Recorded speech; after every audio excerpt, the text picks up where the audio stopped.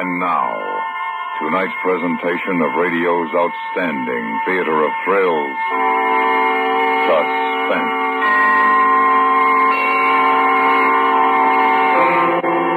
Tonight, we bring you a story of a murder and the body that couldn't be found. We call it The Lonely Heart.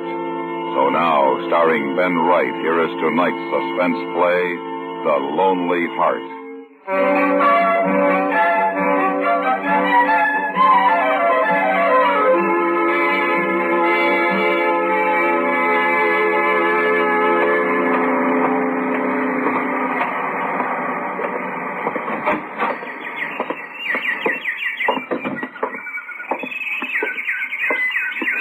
Good morning, sir. I shan't be a moment. Poor dear. You'll be happier alone. So sorry to keep you waiting, sir. Quite all right. Oh, terribly sad case that in the cage. Rather an odd hybrid. Canary and citral. Wasn't at all happy with the others, not at all. Such hybrids are so often sterile. Tragic. Yes. How may I serve you, sir? A canary, of course. Such lovely friends they make, don't you think? Mr. Leach? Yes? Chief Inspector Finchley of Scotland Yard. Oh, my. I wonder if I may ask you a few questions, Mr. Leach. They concern your wife.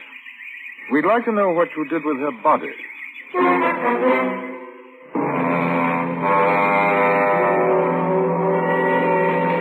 He was rather an extraordinary little man, quite round, with an angelic face crowned by a fringe of fine white hair. He was obviously the kindest old man in the world. Unfortunately, Scotland Yard also suspected that he'd murdered his wife, Esther Leach, 2 years before. There had been no concrete evidence, only the woman's sudden disappearance. That and accumulated testimonies and clues gathered over a period of time. I disliked intensely what I had to do, but it had been at the insistence of Commissioner Blaine that the man be brought in for questioning. And therefore there was no choice but to take him down to the yard. You've no right, no right at all. This shocking accusation, no right at all. You are not under arrest, Mr. Leach. But you're quite wrong. I mean, it's absolutely absurd, this accusation. Although I suppose it can't do any harm answering questions, can it? That's quite right. Now, Mr. Leach, 2 years ago, your wife, Esther Leach, disappeared. Yes. She left in her will an amount of money. I believe it was, £2,000. Yes, but it's not been proved that she is dead. I have not collected one farthing. You were aware of the terms of the will? Of course, as she was aware of the terms of mine. Uh-huh. Where did you meet your wife? Through a club, as it were. Souls in Distress. They advertise, you know, but are perfectly respectable. Oh, I'm sure of it. Mr. Leach, several of your neighbors have testified that on the last night that Esther Leach was seen alive, a violent quarrel took place at your home. Nothing of the sort. I deny it. I deny it. A lover's quarrel, perhaps, but violent. Oh, no.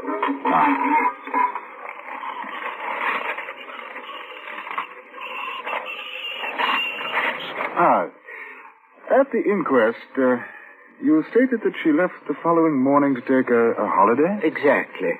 Esther was a strong-willed woman. She felt that we needed to be apart for a few days in order to replenish our souls. And she didn't tell you where she was going? No. And yet for 3 months you didn't feel it necessary to notify the police when she didn't return? No. We were adults. Her need to stray from my side was understandable. She wrote to you? From time to time. Oh, you have those letters, of course. They were penny postcards, and I destroyed them. When I realized she deserted me, I had no wish to commune with the past. Where were the cards posted from? Oh, a great many places. Esther was a wanderer. Oh, Plymouth, Torquay, Bournemouth. Oh, great many places. She never gave an address. Your nephew, Richard Cade, stated that following your wife's departure, you showed little interest in her whereabouts and still less after the inquiry. Esther's nephew knows nothing whatsoever about anything. I'm sure Esther is alive and well. Happier without me. I see. Tell me, Mr. Leach, Did your wife own your shop and the flat above before your marriage? We were a partnership. Before you married? She owned it. Yeah. Well, I think that will be all for the present, unless you have anything to add. Nothing, Inspector. Nothing at all, except, well, that I am shocked to think that you suspect me of doing an injury to my wife. Good morning, sir.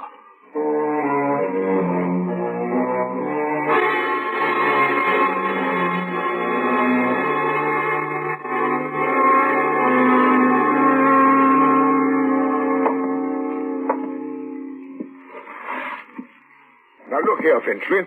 I took Adamson off the case because he wasn't making progress. Now you tell me that I made the mistake. Well, you asked me, sir. All right. What would you have done? Well, I would have gone on where Adamson left off. Kept a watch on Leach, but not let him know that we suspected him. Blast it, man. We've got to do something. If the man's a murderer, he's been laughing at us for 2 years. Well, I'll do what I can, Commissioner. I want the body found. That's what I want. And I want Leach. Well, if he's our man, sir, you'll get him. What do you mean, if he's our man? Well, as I told you, sir, he didn't admit to the charge, so until I can obtain the necessary proof, there's always a slight chance that he did not kill his wife. Nonsense, the man's guilty. You want me to arrest him? Oh, you know we can't do that. Insufficient evidence. Exactly, sir. I'm sorry. You're right. I'm not myself today. Liverish. Oh, I know, sir. I feel just about the same. I had bloaters for breakfast.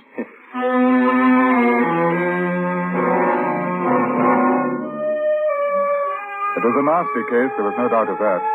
And putting the suspect on guard had made it even more difficult. I went through Inspector Adamson's report and noted one point which seemed to stand out.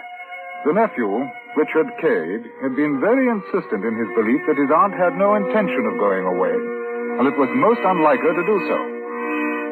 I decided to pay a call on the gentleman. He owned a garage on the Old Kent Road.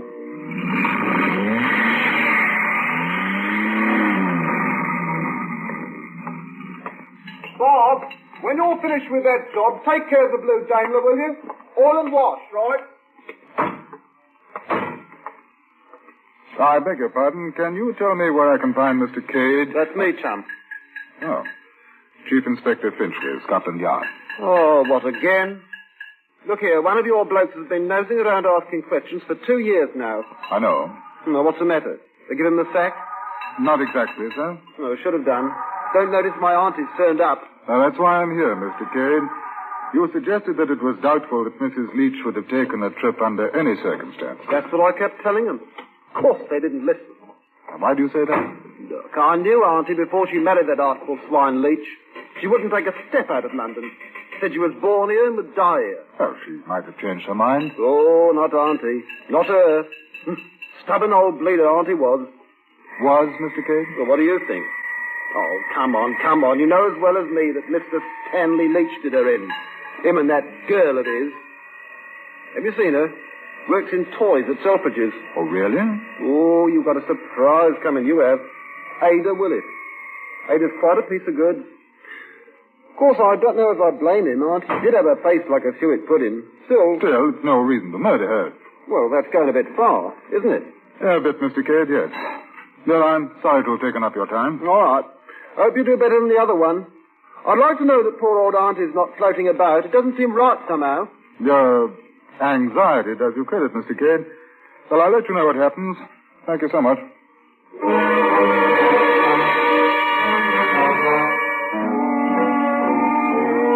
Now, this was something that had not been in Adamson's report. A girl, Ada Willis. That piece of information from the morning nephew I hoped would bring us a step closer to the murderer, so I went to Selfridge's and to the toy department. It was early afternoon and the floor wasn't crowded. A girl at the Meccano counter pointed out Ada Willis to me.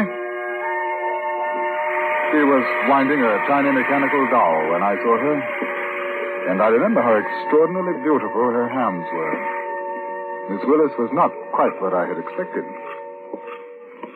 Good afternoon, sir. Oh, I'd like to see one of those dolls. How does it work? I'll show you, sir. No, how much are they? 2 and 6. Well, I'll have one, please. No, the policeman there. He's such a Happy little chap. He's my favorite, too. Oh, you like policemen? I don't know. Does one? I never thought about it, really. I'm a policeman. Oh. I should have said that when I first spoke to you. Why? Because I'm here on official business. Oh. Now I understand. May I ask you some questions, or would you rather wait until you get out? They concern Stanley Leach. I'm not allowed to chat with customers, but you're hardly that, are you? No. My name is Finchley. Chief Inspector Finchley. I know. Stanley phoned me. Oh, did he? He said you might find out about me and wanted to warn me. Do you know why? Yes. You think he murdered his wife? Oh, he told you about that? Oh, yes, some time ago. And I expect you believe that I had something to do with it, too. Did you? No. Is Mr. Leach planning to marry you? Yes. May and December. Rather funny, isn't it? Are you going to marry him? If I have to? If you have to. Yes. Unless I can find out what I want before that happens. Well, I'm not sure that I follow you. You suspect that Stanley killed his wife. Well, I know that he did, and I'll marry him if I have to prove it. What makes you so certain about Leach? Because if she'd gone away, as he said she did, she would have written to me. Is that all? And she would have come back. Nothing could have made her stay away. How do you know? I'm afraid I can't tell you. Don't you know that if this is to lead to an arrest, I'll have to find out? I suppose so. But at the moment, I can do more than you can. Even if you have to marry him? Even that.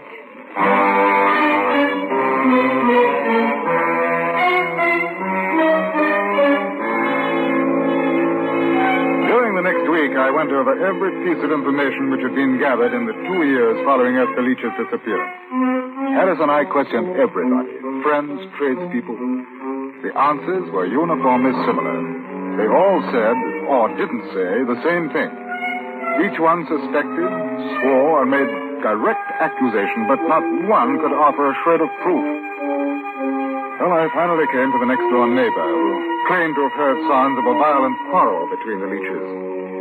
He was a middle-aged man who lived alone, and he had the appearance of a witness who would not be prone to exaggeration or malicious gossip. I don't know that I can tell you, Inspector. It's 2 years ago now, and I gave my evidence to that other chap. Adensel, wasn't it? Yes, that's right, Mr. Palmer. Still, if you don't mind, I should like you to refresh your memory. Do my best. Now, in your testimony, you stated that the only phrase you were able to hear clearly was, "I won't have it in the house." Is that correct? That's right. Leach kept saying it over and over. About how long would you say the argument kept up? I don't know. Half, 3/4 of an hour. I mind my own business, Inspector. Well, in this instance, Mr. Palmer, I'm rather sorry that you did. Tell me, did you know Mrs. Leach very well before she married? We'd have a word or two. A nice woman, I'd say. A bit sentimental. I suppose that came of loneliness. But would you say that until the time you heard the quarrel, they were happy together? Yes, I'd say that. Mind you now, I didn't like him from the first. There was something... Yes, I understand. Well, now, Mr. Palmer, please think very carefully before you answer. Did anything at all out of the ordinary take place next door after Mrs. Leach was missing?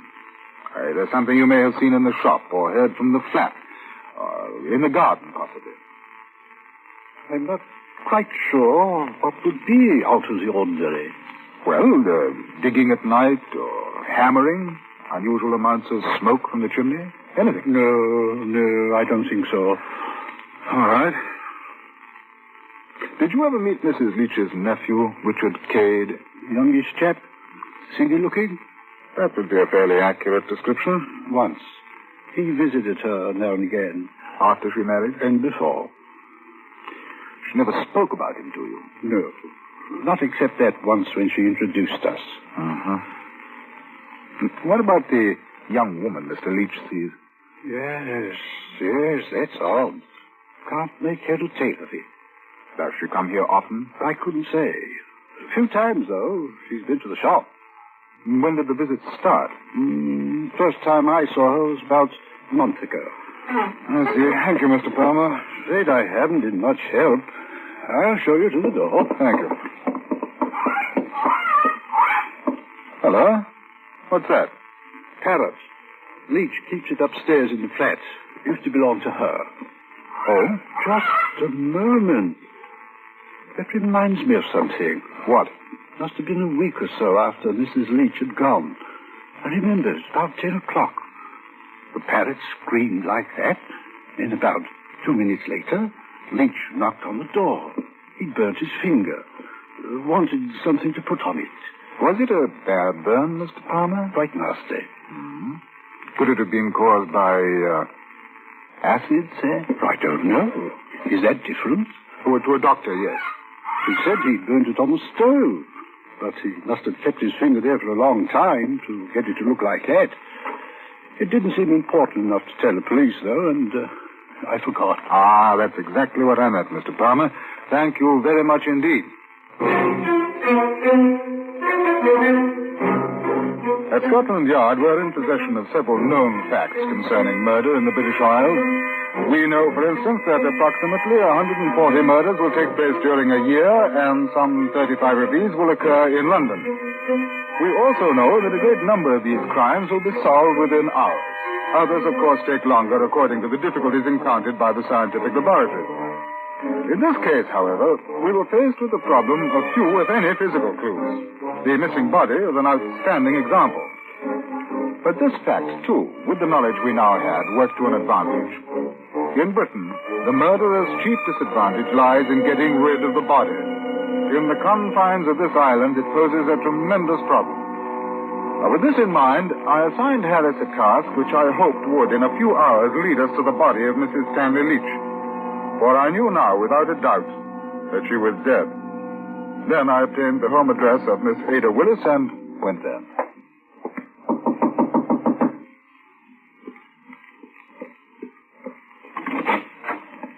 Good evening, Miss Willis. May I come in for a moment? I'm going out in a little while. Well, I shan't keep you long. Won't you sit down? Thank you. Miss Willis, I want you to tell me the truth. What is it that you know about Mrs. Leach?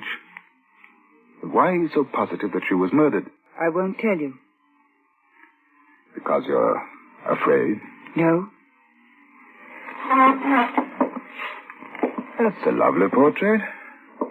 Is this your baby? No, a nephew. Oh, quite a resemblance. My sister.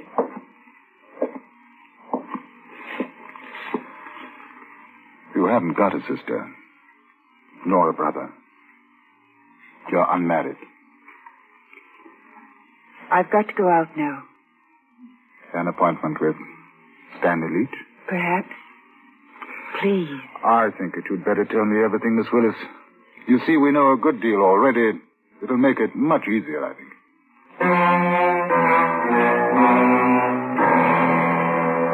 Although the information I received from Ada Willis was nearly enough, I made no arrest that evening. As a matter of fact, 4 more days to locate the body, and only then were we ready to proceed. With the evidence at hand, I called the principal witnesses and the murderer to the yard. Now, this was not done for the sake of a dramatic accusation, but rather with the hope that, confronted by absolute proof, the killer would make a confession, thereby saving the Crown a considerable amount of money. Ready, sir? All right, Harris, bring him in. Come in, please.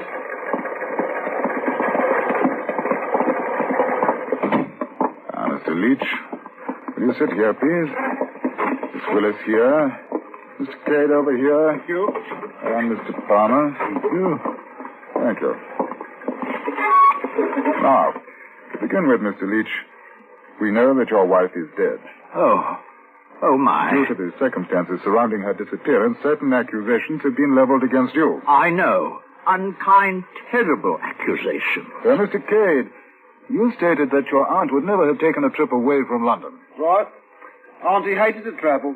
Never did. Oh, but you're mistaken. She did go. Very well. Now, Mr. Palmer, You testified that you heard a quarrel, that the words were not distinguishable except for one phrase. I won't have it in the house.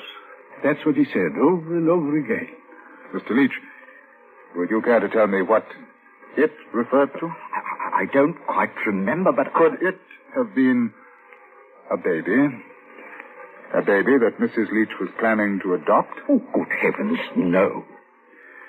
Miss Willis, you said that had Mrs. Leach gone away, she would have written and most certainly returned. Yes. I had a baby 3 years ago. It was sent to an orphanage. Mrs. Leach was going to adopt it since I couldn't take him back myself. Ada, you didn't tell me. Go on, Miss Willis. I was working at Selfridge's. Mrs. Leach shopped there quite often. We became friendly. I told her about the baby.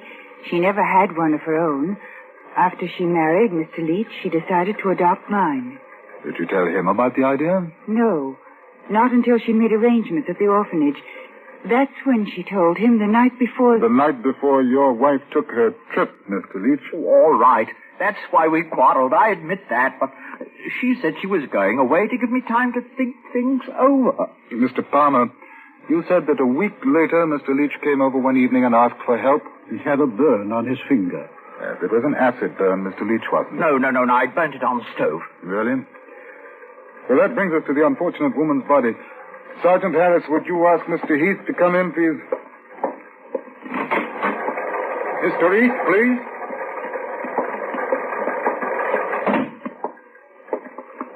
Now, Mr. Heath, do you recognize any one of the persons seated here? That gentleman. Mr. Leach? Yes. Will you tell what you know, please? Near as I remember, about a year and 10 months ago, he asked me if I'd be interested in buying something for the studio.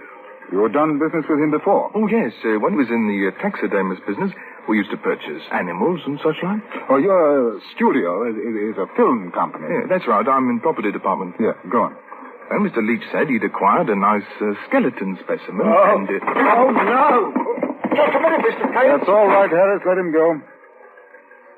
Now, Mr. Heath, you bought the skeleton? Yes, I have the bill of sale.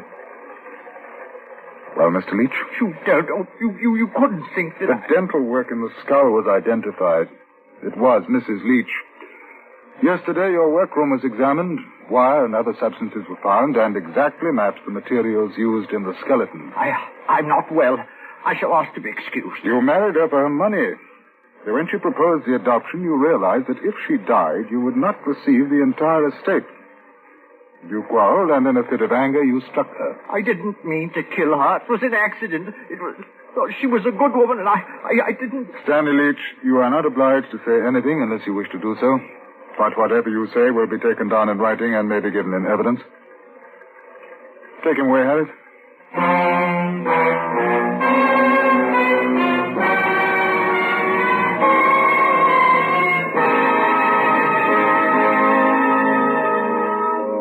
Our discovery of the skeleton involved a city-wide search, and had been based on the knowledge we possessed of Stanley Leach's background. Although the disposal of the body was bizarre, it very nearly accomplished the impossible for the murderer. A perfect murder. What does not appear on the Scotland Yard record is the fact that Ada Willis was married a few weeks ago, and her baby is once again with her.